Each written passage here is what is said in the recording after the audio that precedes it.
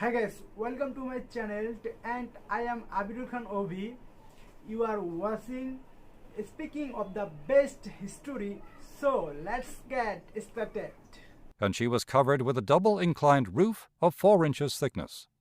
This armor, though not sufficiently thick to resist direct shot, sufficed to protect against a glancing ball, and was as heavy as was consistent with the handling of the ship. The shield was defective in not covering the sides sufficiently below the waterline, and the prow was unfortunately made of cast iron. But when all the difficulties by which we were surrounded are remembered, and the service rendered by this floating battery considered, the only wonder must be that so much was so well done under the circumstances. Her armament consisted of 10 guns, 4 single-banded Brooke rifles, and 6 9-inch Dahlgren shell guns. 2 of the rifles, bow and stern pivots, were 7-inch. The other 2 were 6 and 4/10 inch, one on each broadside.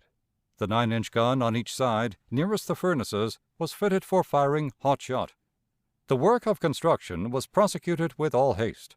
The armament and crew were put on board, and the vessel started on her trial trip as soon as the workmen were discharged. She was our first ironclad.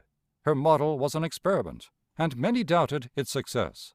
Her commander, Captain, afterward Admiral, Franklin Buchanan, with the wisdom of age and the experience of sea service from his boyhood, combined the daring and enterprise of youth, and with him was Lieutenant Catesby Appar Jones, who had been specially in charge of the battery, and otherwise thoroughly acquainted with the ship.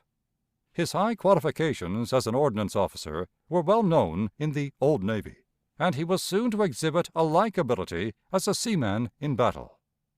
Now the first Confederate ironclad was afloat, the stars and bars were given to the breeze, and she was new christened the Virginia.